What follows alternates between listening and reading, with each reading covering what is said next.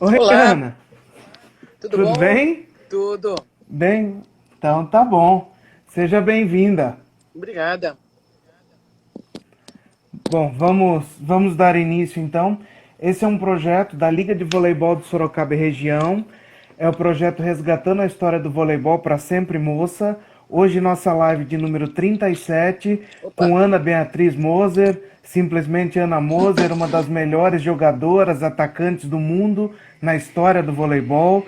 Ana Moser disputou 3 Olimpíadas, foi bronze em Atlanta 96, tricampeã do Grand Prix, vice-campeã mundial, bicampeã mundial de clubes. Além do Leite Moça, a Ana passou pela Transbrasil, Sadia, Colgate São Caetano, Mizuno Uniban, Deivite Barueri, Universidade de Guarulhos, BCN Osasco, entre outros. Ana, é um prazer ter você conosco nesse projeto. Muito obrigado por ter aceito o nosso convite, muito obrigado por estar conosco aqui. E fala pra gente, Ana, como é que o voleibol entrou na sua vida, os clubes que você passou, as competições que você disputou. As meninas estão todas te saudando aqui, Silvana, Josi, É, Mariângela, Taizinha, todas aqui com a gente. elas todas ficaram me pressionando para aceitar, para fazer a live aqui com vocês, né? Enfim, eu vi assim algumas coisas e o pessoal sempre comentando, né? A gente tem um grupo aí do WhatsApp, tá todo mundo lá conectado. É, então, eu comecei a jogar, né? Eu nasci em 68, né? Então eu comecei a jogar no começo da década de 70. Comecei a jogar com 7 anos, no meio da década de 70. E eu sou de Blumenau, né, Santa Catarina, então naquela época ela tinha, né, lá na região, assim, é forte até hoje, o esporte, né, e várias modalidades, até ciclismo, né, ciclismo tem muita tradição, handball tem muita tradição, basquete também tem alguma, vôlei também tem bastante, assim, tanto masculino quanto feminino. E eu sou dessa cultura aí, né? Desse lugar. E aí eu comecei a fazer esporte numa época que não tinha esporte profissional, né? Então, eu tô falando 75, né? Final da década de 70 e começo da década de 80 foi quando eu joguei lá em Blumenau. E, e aí eu fazia vôlei, mas fazia porque tinha proximidade, tinha facilidade com o clube, o técnico e tal. Meu tio jogava e tal, a gente foi fazer vôlei. Mas também fiz atletismo, fiz outras coisas na escola, né? E atletismo fiz sério, saí para competição e tudo.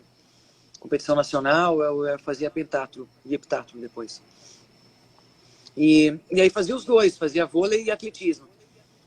E aí, com uns 14 anos, eu já estava treinando muito, né? Então treinava vôlei e atletismo, estava ficando um pouco demais. E aí eu escolhi seguir com vôlei. Já disputava competições nacionais, né? Pela seleção catarinense, de menores, né? De infanto, de juvenil. E campeonatos escolares brasileiros e tal. E nesses campeonatos, o pessoal me viu jogando e me convocou para a seleção brasileira, infantil, né? Infanto juvenil. Isso foi em 84. E aí joguei lá, eu joguei naquela seleção com a Denise, que jogou bastante tempo no Leites, né?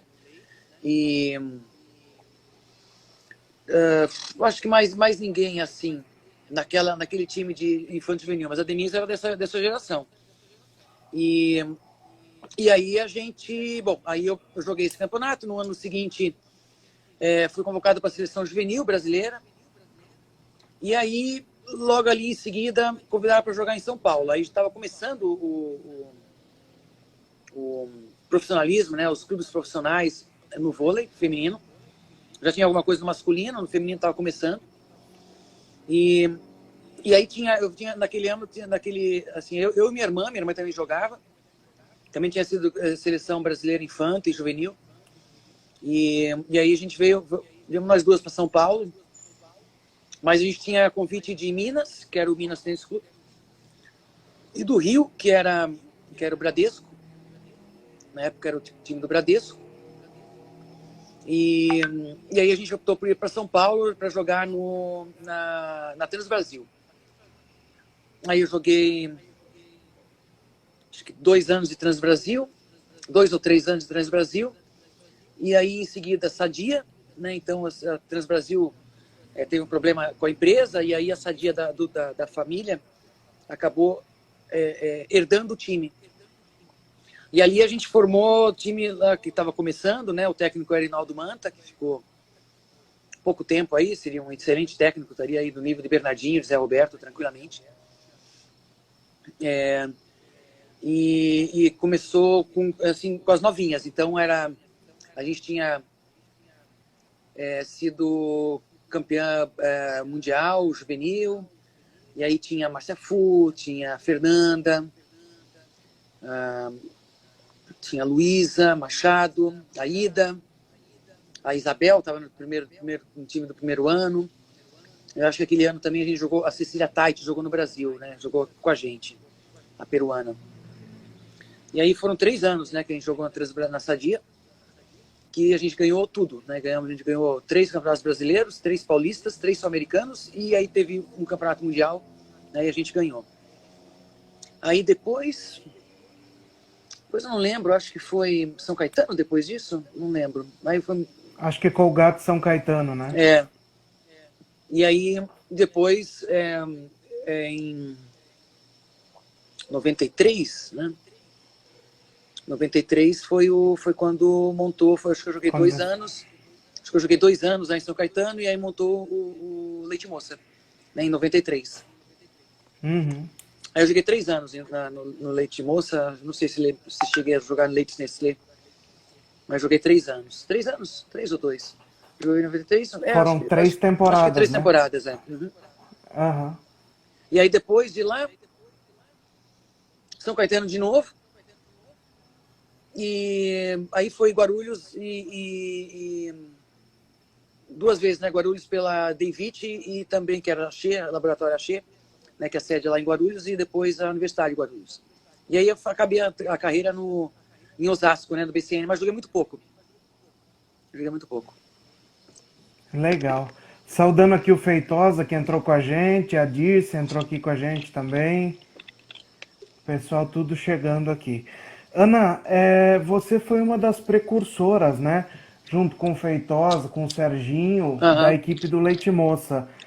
Como foi esse processo de criação dessa equipe, de desenvolvimento dessa equipe, para chegar onde chegou, né? Naquele ano, estavam montando 2 equipes. O BCN, que estava saindo do basquete para o vôlei, e era Guarujá, e a Nestlé, né? Com o Leite Moça.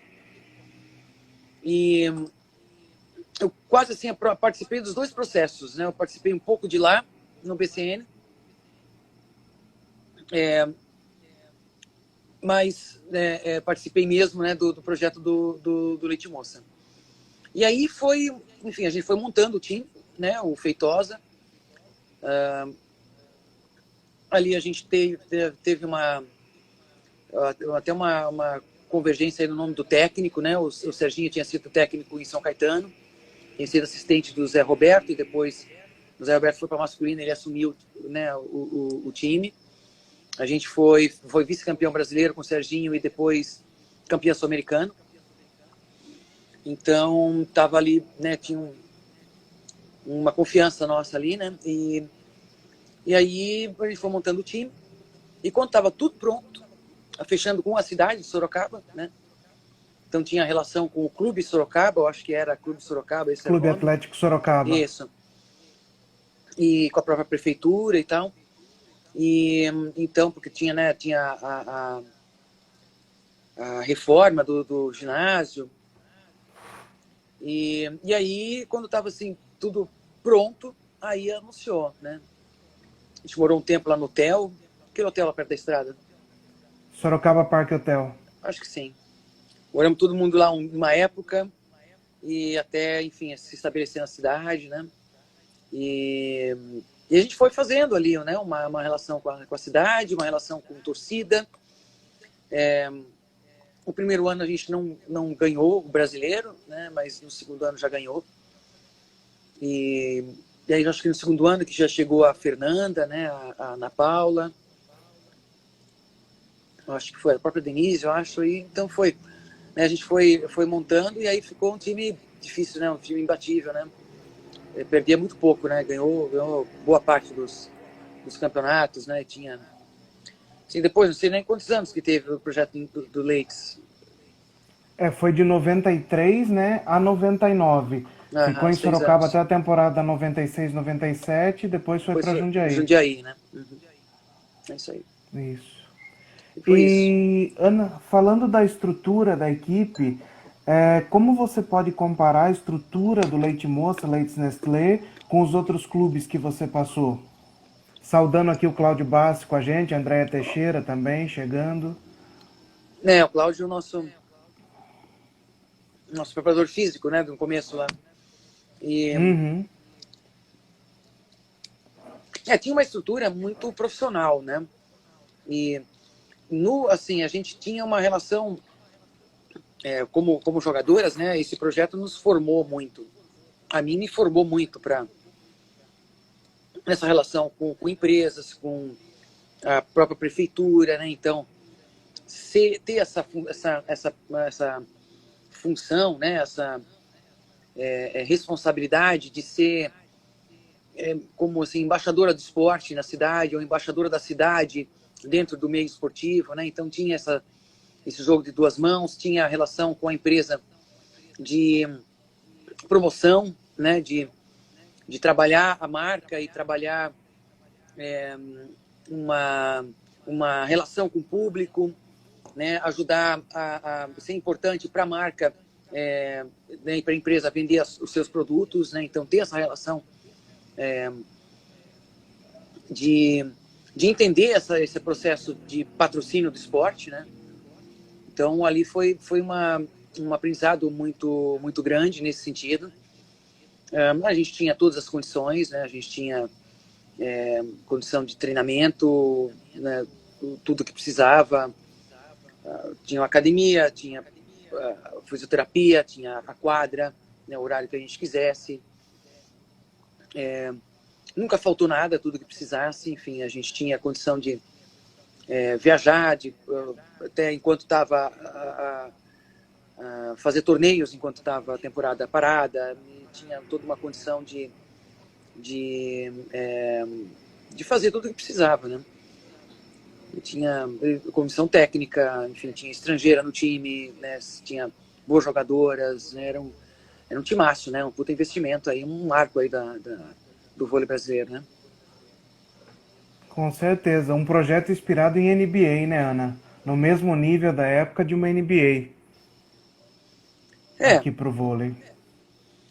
tinha, assim, eu tinha uma coisa do Banco do Brasil que fazia na seleção brasileira esse tipo de marketing, né, de relação com o público, de criação de torcida, de presença de marca na quadra, de investir em televisão, né, tudo isso, coisas que enfim, que estavam, né, chegando para o voleibol, e na época até antes pro feminino do que pro masculino, né? O masculino tinha tido talvez projetos mais regionalmente fortes, mas como assim marca nacional, aquilo, né? O vôlei feminino teve na Nestlé, né? Uma marca importante.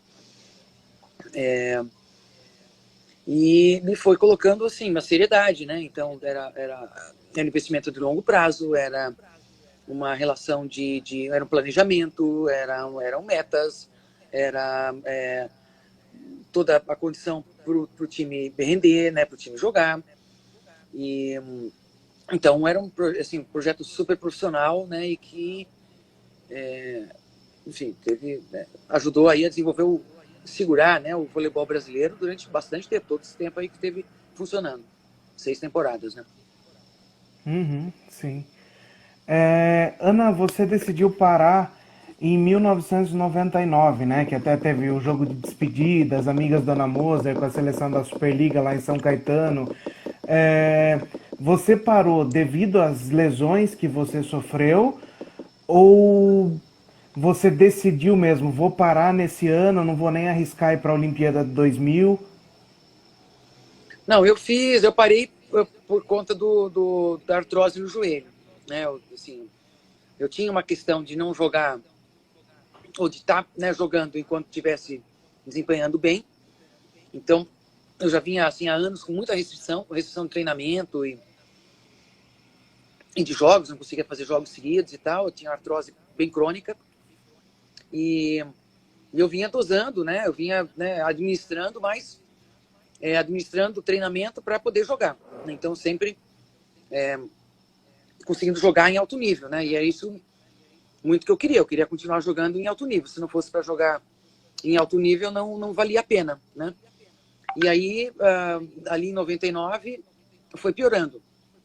Tomava anti-inflamatório e foi piorando. Aquele ano ficou muito ruim. E eu achei que eu não fosse, assim, eu estava correndo o risco de não conseguir, de pifar mesmo, né? De não conseguir continuar jogando, parar no meio de um campeonato, entendeu? Então eu fiz um planejamento junto com o preparador físico, né? Que eu ia jogar até, foi só junto com o preparador físico, ninguém sabia. Que eu ia jogar até a Copa do Mundo, que era o último campeonato daquela temporada de seleções, né? Em 99. Isso foi em agosto de 99, que ficou muito ruim. Inclusive, eu estava jogando no BCN nessa época, porque eu estava no intervalo da seleção. Eu não ia a todos os campeonatos, então rolou Grand Prix e Pan-Americano naquele ano. Então eu fui a um, eu fui ao outro. E tá, enfim, eu joguei jogando tentando jogar pelo BCN. Fiz um jogo no máximo, né? E estava ruim, tentando, né, recuperar. E aí eu fiz uma preparação dali de agosto até outubro, novembro, quando era a Copa do Mundo. Para jogar bem a Copa do Mundo, conseguir, né, a Copa do Mundo é um campeonato longo, né? Quer dizer, longo não, é difícil, porque são 15 dias. Mas são 11 jogos, né, em 15 dias. Com, pelo menos em 3 sedes diferentes. Então tem 2 viagens, pelo menos, no meio, né? E aí eu planejei, né, o meu plano era jogar bem até a Copa do Mundo, ajudar a classificar o Brasil para a Olimpíada de Sydney, e aí eu ia parar, porque eu tinha, assim, toda a certeza de que eu não ia conseguir chegar ao final da Superliga seguinte, entendeu? E não ia conseguir jogar a Olimpíada, porque estava piorando muito, o inflamatório não fazia mais efeito, e essas coisas. Então, essa FIS deu certo, né? A gente conseguiu, ficamos em terceiro na Copa do Mundo. Eu joguei quase todos os jogos, né? Eu joguei o suficiente para ajudar. Quando estava na quadra, né? Quando eu estava jogando, eu estava titular, então eu estava jogando bem, eu estava derrubando bola, e era isso que era importante. E aí, quando eu voltei, aí eu conversei com o clube, eu estava no BCN nessa época, e encerrei o contrato e acabei. Né? Então foi final, foi dezembro de 99, né? Aquele jogo lá de despedida foi acho que em março do ano seguinte. Até eu já estava um tempo sem jogar, foi um horror, eu nem joguei nada, não conseguia nem saltar, porque já estava parado, né? Quando eu parei de jogar, eu parei, né? Até foi engraçado, eu parei de jogar e falei assim, nossa, parou minha dor, né? Olha que coisa boa. Aí foi passando um tempo, eu fui tendo dor cervical, eu fui tendo dor no quadril, e aí eu fui fazer uma fisioterapia, fazer um RPG, uma coisa assim, eu descobri que eu estava toda torta, né, saindo do joelho ruim, né, e caindo para cima, saindo do lado esquerdo, que é o joelho ruim, e indo para o lado direito, botando meu peso todo no lado direito, e aí desequilibrou tudo, enfim, aí eu fui fazer... cuidar mais, enfim, fiz pilates mais seriamente, fiz certificação em pilates, aí passei assim um ano fazendo 3 horas de pilates por dia, né, para fazer a certificação, e aí eu me acertei bastante, né, o corpo, mas deixa sequela até hoje, né, eu não posso correr, não posso fazer nada no piso duro, né, só na água mesmo. Uhum. Ana, e quando você decidiu parar de jogar, qual caminho profissional que você seguiu? Inclusive você tem um projeto muito bonito, né? Que é o Instituto Esporte e Educação, que ajuda muitas crianças em situação difícil. Fala um pouquinho pra gente da sua trajetória pós-voleibol, né? Como atleta, e um pouquinho do seu projeto para o pessoal conhecer. Então, quando eu parei de jogar, eu estava tava assim, tinha a Olimpíada, né, em 2000, então eu rapidamente me encaixei na transmissão, né? Quer dizer, eu fui continuar dentro do meio fazendo comentários, né? E trabalhando do lado da imprensa. Eu escrevia, né? Eu sempre escrevi. Então eu escrevia artigos e tal. Então a ESPN Brasil foi o meu primeiro emprego, né? Que eu acertei com eles para fazer a Olimpíada. Eu escrevia para o UOL, tinha coisas no UOL lá no começo, estava começando na internet, começando a fazer chat, a gente fazia chat naquela época. Hoje a gente faz live, né? Naquela época a gente fazia chat, escrito mesmo. E aí o que mais? Aí logo eu tinha já esse projeto, né? Eu já tinha dois assim, núcleos piloto em uma escola particular em São Paulo e um clube desse negócio que era esse que acabou virando o Instituto de Esporte e Educação.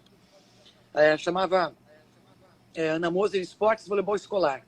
Então a gente trabalhava inclusive com o Zé Elias, foi o cara que começou, trouxe muito dessa metodologia, e foi o início lá, e aí a gente construiu muito em cima dessa metodologia de ensino e aprendizagem do esporte. A gente pensava no vôlei para todas as crianças e não só para os habilidosos, né? Hoje em dia o Instituto, assim, logo depois, faz tudo que é esporte, né? Mas a cabeça que a gente começou foi muito com o vôlei. E aí, então, é metodologia de mini vôlei, né? De adequar espaço, adequar o material, adequar a didática, trabalhar com jogos, né? E trabalhar, enfim, desenvolver a habilidade, né? E não só trabalhar os habilidosos, né? Com os habilidosos, né? E pensar em incluir a todos, né? Então, ter o esporte para todos, né? E aí, eu já tinha esse projeto, daí logo em 2000 mesmo, a Unilever já fazia no Paraná com o Bernardinho e estava querendo fazer em São Paulo, né? Sabia que eu tinha já isso com o professor trabalhando, treinando professor e com uma metodologia e já com alguma experiência. Enfim, convidou para trabalhar em São Paulo, mas buscando baixa renda, né? Então, escolas públicas e população de baixa renda e de vulnerabilidade, né, maior.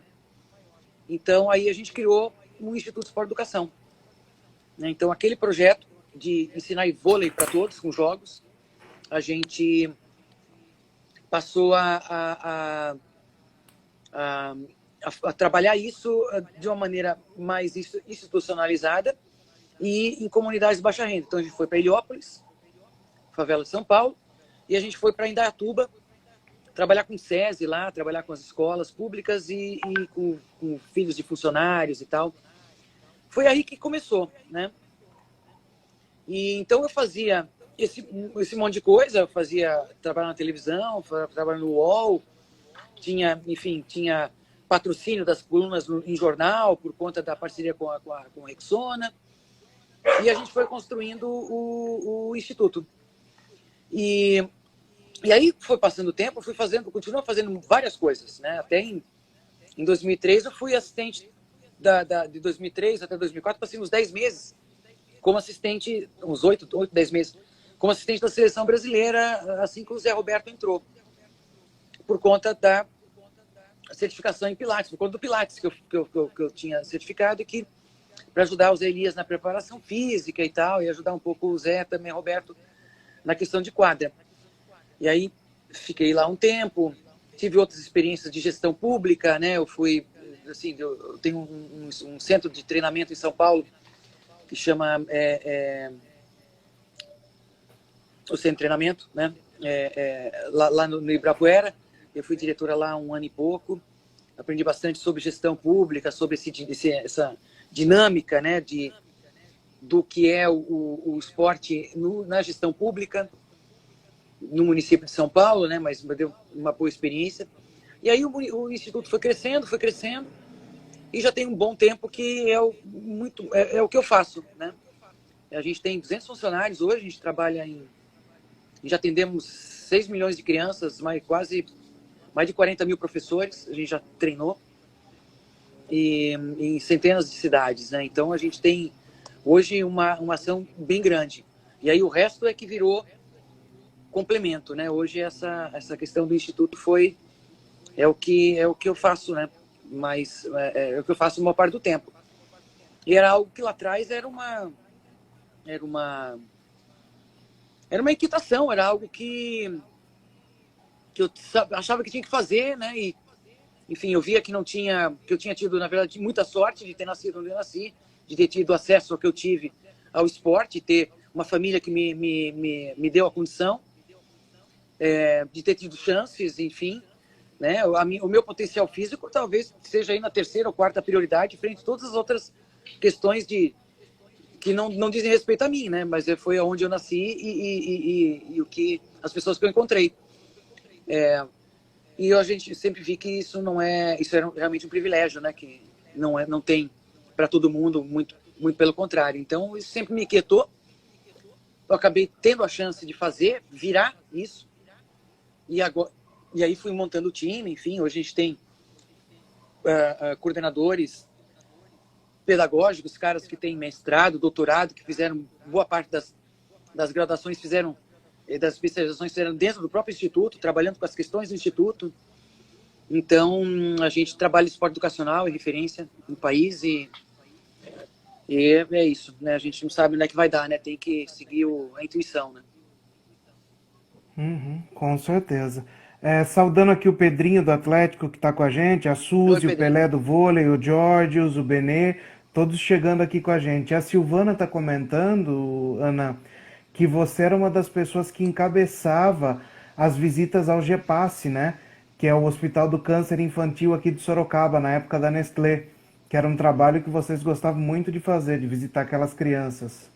A gente fazia de tudo, né? A gente aprendeu mesmo a lidar com a cidade, lidar com nessa relação de estar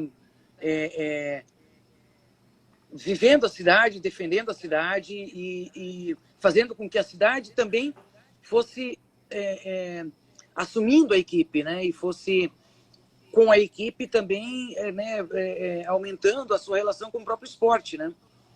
E é uma cidade, Sorocaba é uma cidade muito rica, né? E muito, assim, muito de que dá muitas condições. Eu trabalhei com o Instituto, acho que durante 4 anos, pelo menos 4 anos, com a rede municipal de Sorocaba. A gente fez, assim, 2006 a 2010.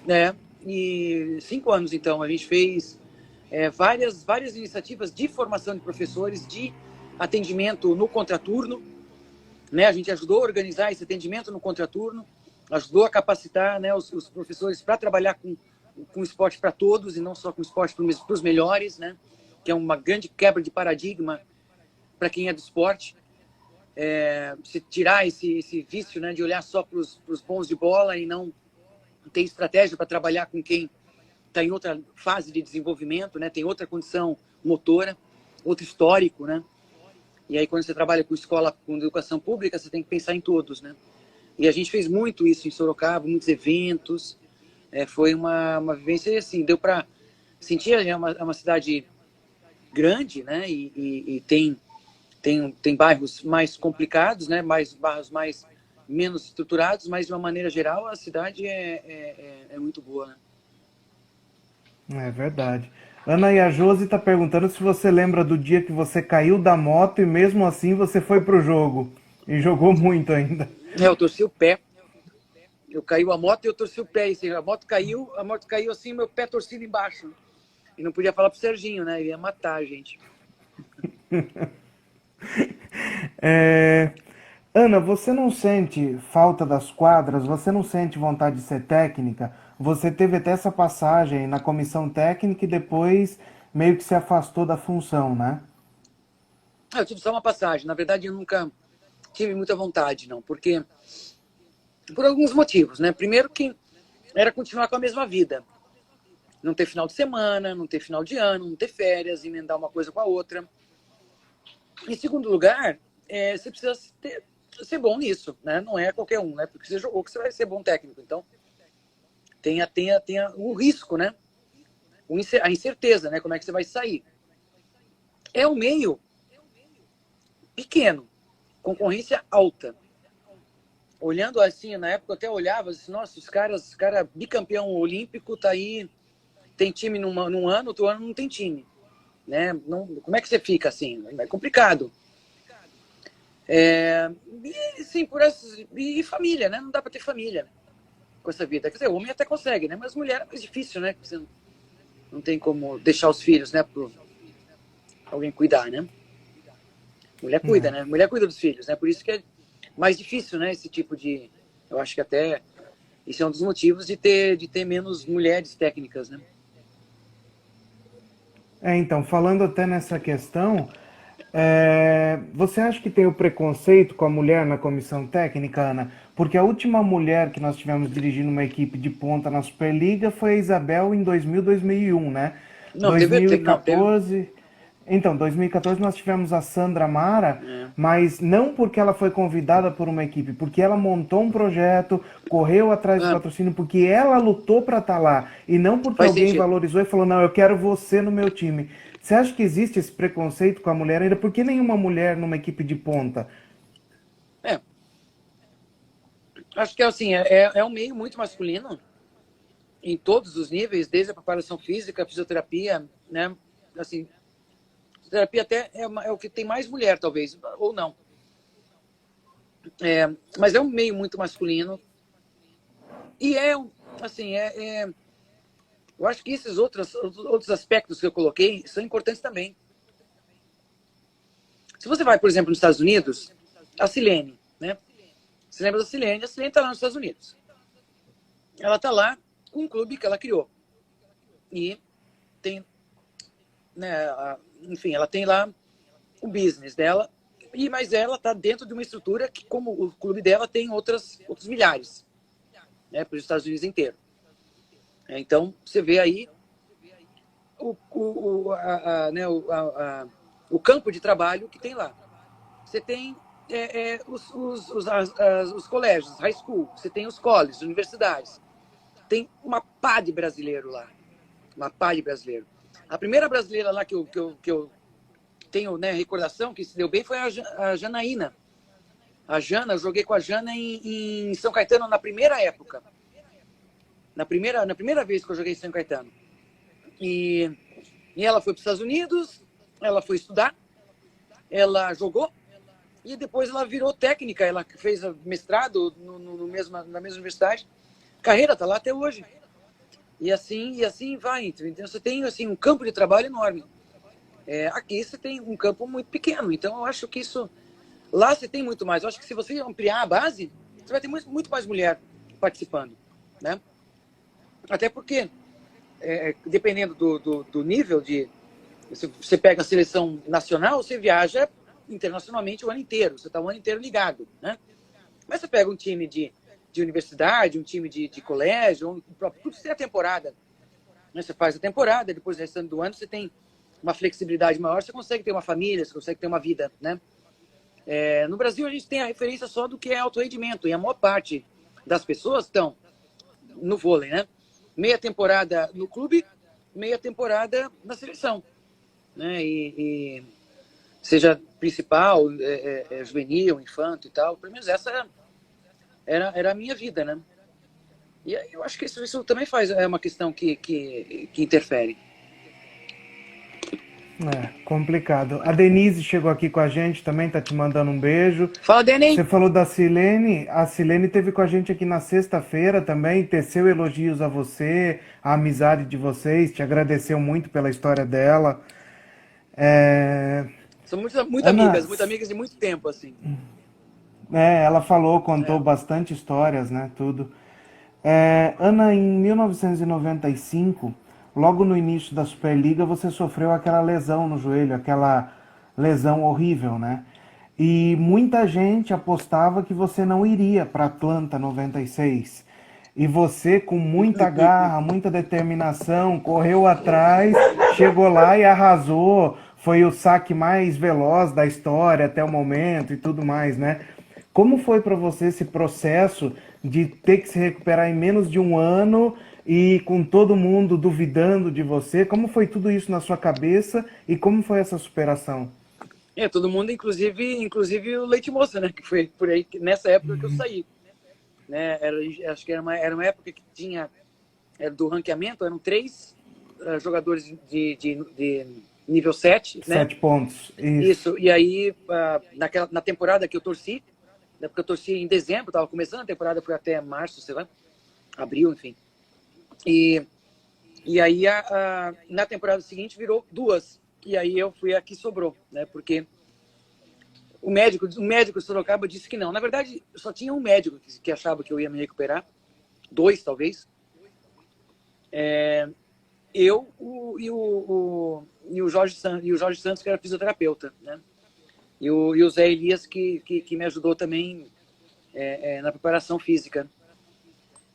E o Bernardinho, que comprou a briga junto, né? A gente foi... Ele já tinha me levado no ano anterior a rodar por médicos por conta da artrose. E aí eu achei, quer dizer, eu achei um médico, enfim, que ele me deu uma indicação para artrose, que me ajudou aí a ter mais uns 5 anos, né, de condição de jogar. E depois, quando eu torci o joelho, fui para ele também. Mas era complicado o prognóstico, né? Porque eu torci em dezembro, pouco antes do Natal, era assim, o último jogo antes do Natal. A Olimpíada era julho do ano seguinte, então eu estava comecinho de janeiro vendo o que eu ia fazer. Eu fiz cirurgia espírita antes de fazer a cirurgia normal. E aí, no começo de janeiro, eu fiz a cirurgia. E ali eu tinha 6 meses, né, para a Olimpíada. E era um protocolo até hoje, de torcer o joelho de 8 meses a 1 ano, né? E eu fiz, então, assim, eu fiz de tudo. Eu não tinha folga, né? Eu fazia treino, 3 treinos por dia. Não tinha fim de semana. E, assim, o Santos fez um protocolo, o Jorge Santos, fisioterapeuta do Rio e preparador físico de bastante gente da praia. Ele fez um protocolo de recuperação assim, kamikaze, né? E a gente foi cumprindo, né? Com segurança, a gente foi cumprindo, porque se você exagera antes de estar bem cicatrizado, você pode desgastar o ligamento, né? E aí você fica com o joelho solto, frouxo, né? E assim, você não vai conseguir nunca recuperar força, né? E o detalhe também é que eu torci o joelho bom, né? Não era o joelho da artrose, né? O joelho da artrose estava recuperando em cima do joelho, né? Com artrose. E aí eu fazia esse protocolo de recuperação, de treino e de todo assim, o cuidado do que fazer, de como fazer. Eu fiz várias cirurgias espíritas depois, né? Continuei fazendo. Fiz homeopatia, fiz ortomolecular, fiz de tudo. E aí sim, mas eu fui abreviando, né, o retorno. Então, o primeiro marco, assim, é que quando, em 4 meses, é o tempo para calcificar o túnel que se faz dentro do joelho, do osso, para passar o tendão, e aí ele vira ligamento, né? Ele vai vascularizando, ele vai criando aí as características de flexibilidade, né, de elasticidade, com o tempo. E esse túnel que faz, que é o osso que se fura, que põe pino e tal, não sei o quê, 4 meses para recuperar, né? E aí eu fui com 2 meses no médico, e aí tirou a radiografia. Aí ele olhava assim a radiografia, olhava para mim, né? Aí botava naquele negócio branco, olhava para mim. Em 2 meses tinha recuperado, já tinha calcificado, coisa que eram 4 meses, né? Então tinha uma série de coisas que eu não poderia fazer enquanto eu não tivesse a segurança que estava calcificado, né? Porque poderia soltar. É bastante risco, né, essa cirurgia. Só que daí ele calcificou com 2 meses, né? Então aí a gente foi seguindo no protocolo apertado. Com 4 meses, na verdade, eu já estava jogando, campeonato. Há 4 meses eu joguei o torneio em Montreux, na Suíça. Ali eu estava assim, com 70% da condição, né? Deslocava bem para frente, para trás, menos para o lado, né? Então a gente saltava melhor parada do que em projeção e tal, a freada, tudo isso. Mas eu fui ganhando, e depois desse... e aí eu fui ganhando forma física, né? Até a Olimpíada. E aí cheguei na Olimpíada praticamente com 100%, né? Eu joguei ainda com brace, né? Porque eu tinha aquela joelheira, né? Eu tinha feito toda a recuperação com brace, eu joguei a Olimpíada com brace, por segurança, não porque precisava, mas não tinha por que mudar ali uma propriocepção ali por 15 dias, né? Eu jogava com brace por 15 dias mais.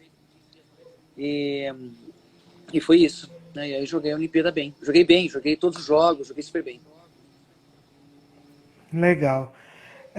Ana, e nesse ano do ranking que você acabou saindo daqui, você montou um projeto, né? Que foi o projeto do David, um projeto de sucesso.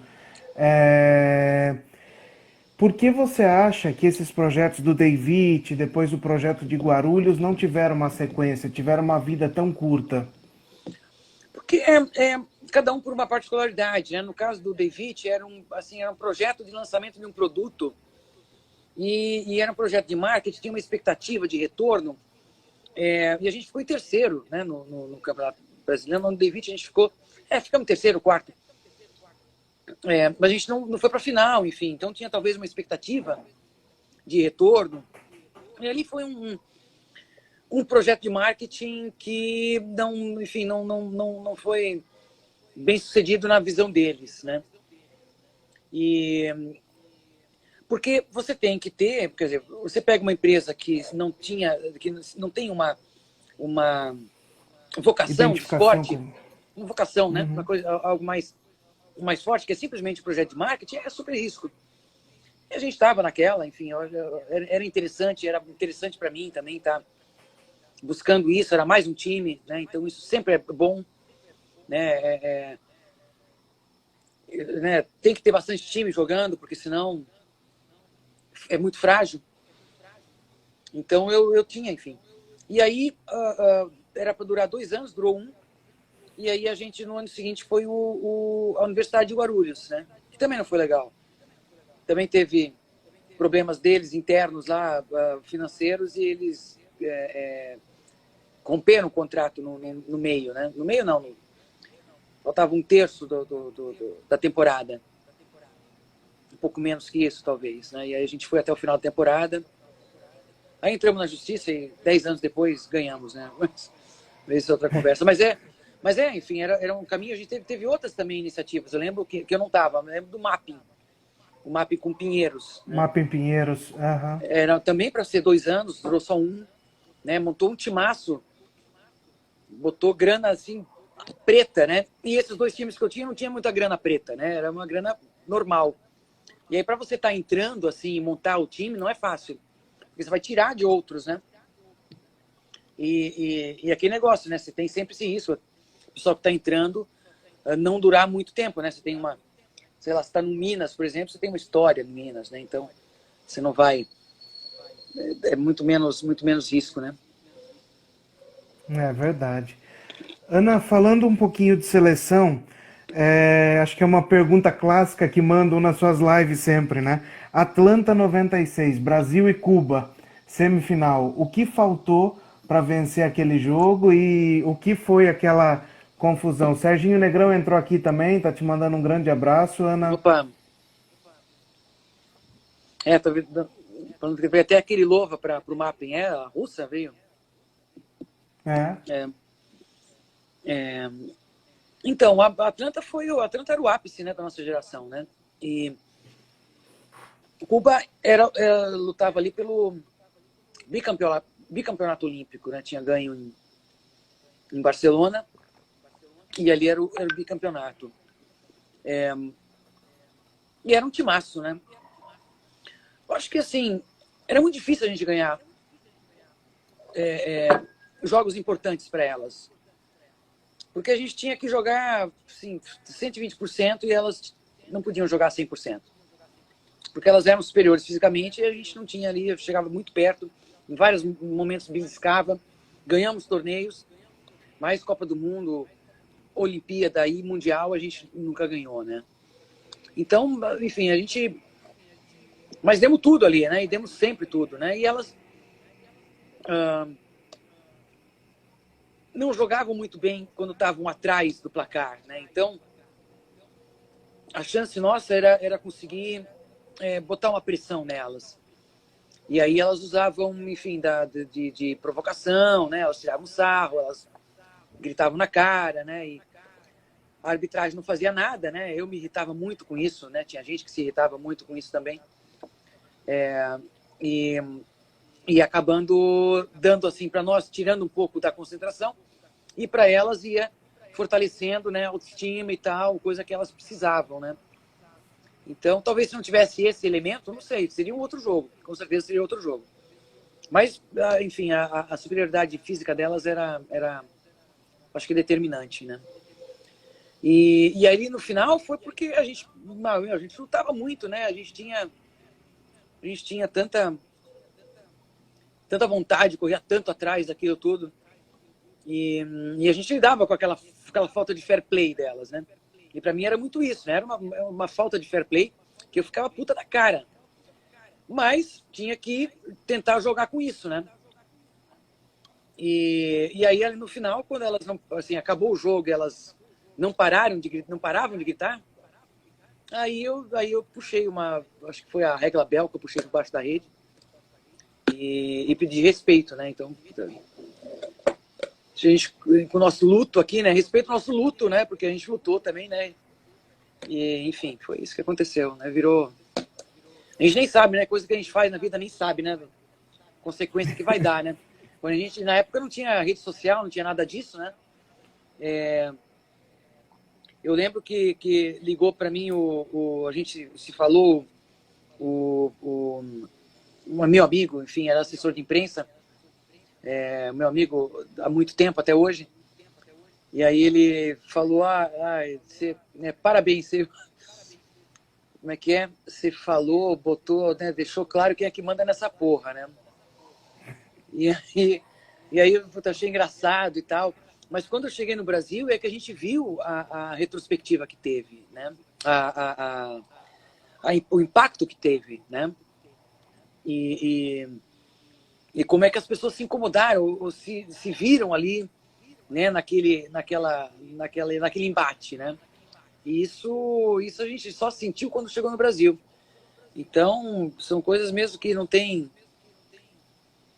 que você não sabe muito né, onde é que vai dar, né? Mas você faz ali, foi um instinto, né? E acabou sendo simbólico, né? Porque símbolo da luta, né? Símbolo da luta nossa, do voleibol brasileiro. Acho que era isso que eu estava querendo fazer. Com certeza. Ana, a Gisele, que é a levantadora da seleção brasileira do vôlei sentado, e o Pedrinho estão te perguntando como você acha que vai ser o cenário do voleibol pós essa pandemia. E a Denise está pedindo para você falar do projeto Atletas pela Democracia. Esporte pela Democracia e Atletas pelo Brasil. São os dois.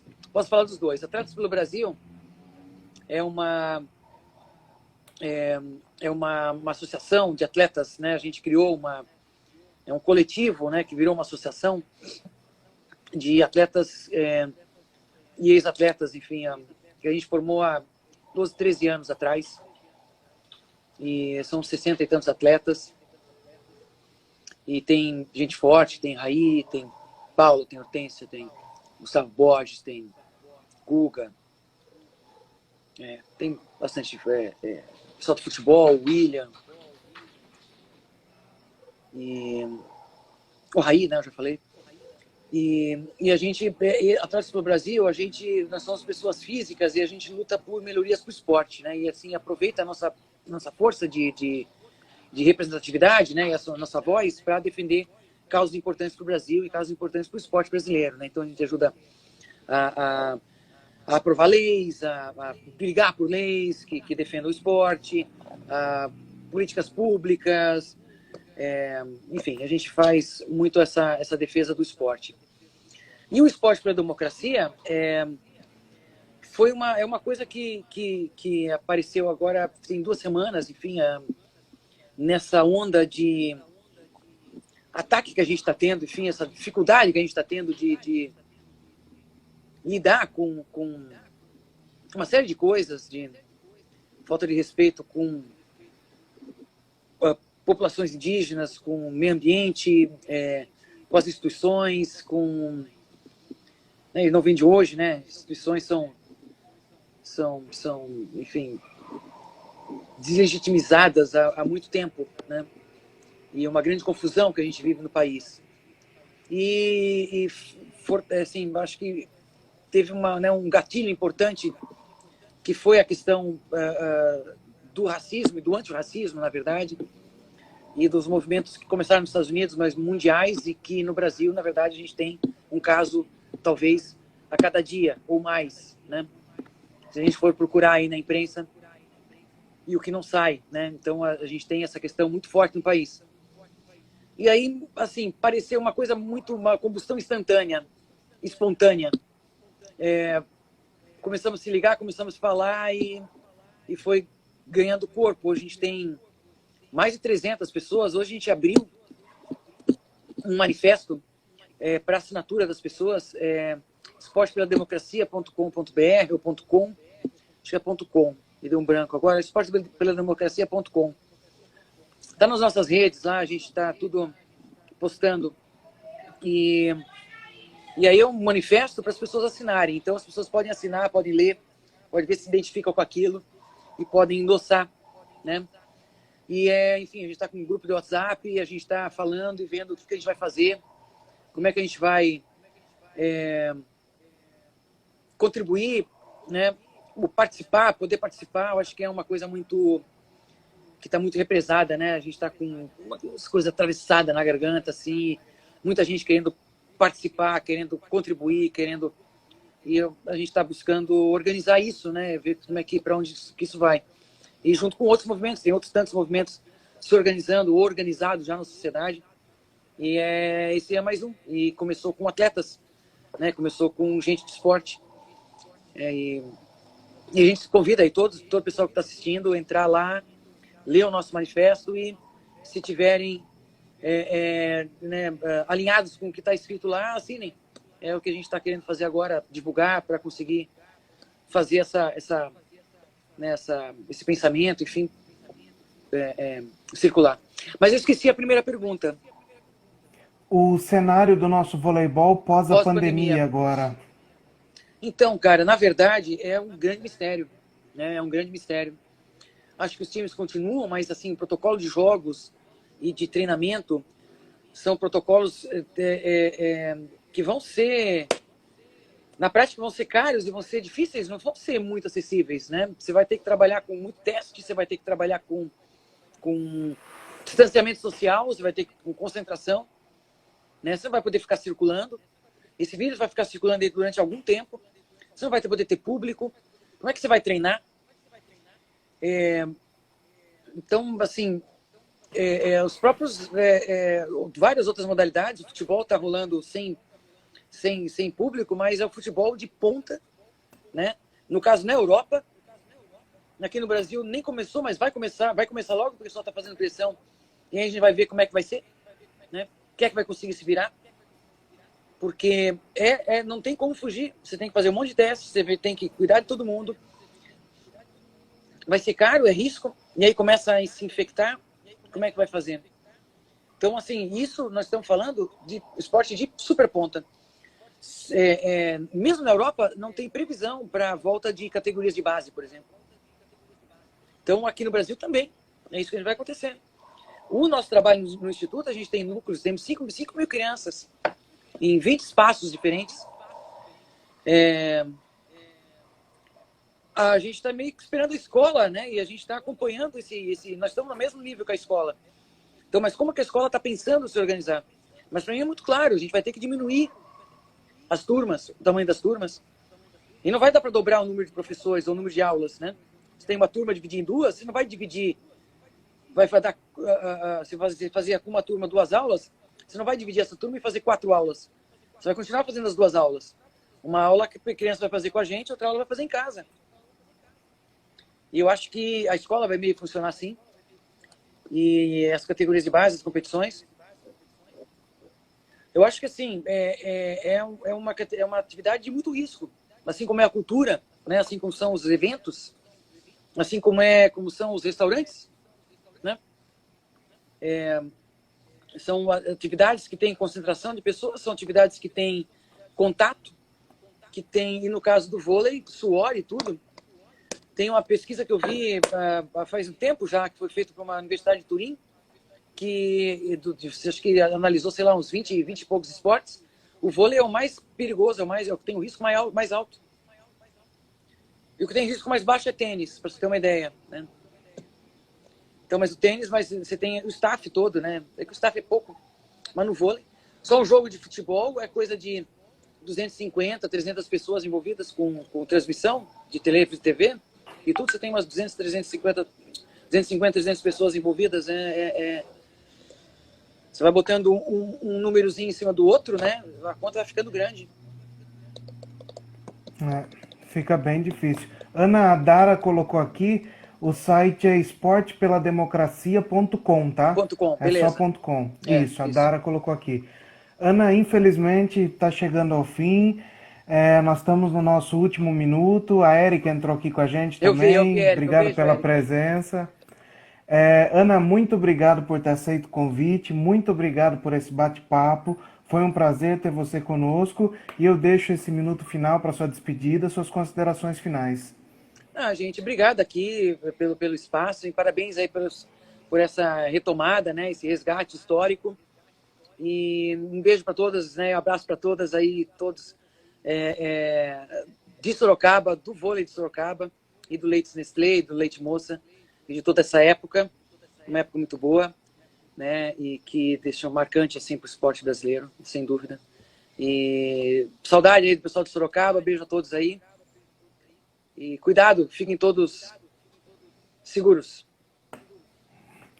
Obrigado, Ana, mais uma vez. Amanhã nós estamos de volta às 18 horas com a Tina. Obrigado a todos vocês que estiveram com a gente. Um beijo a todos. Tchau. Obrigado, Ana. Tchau.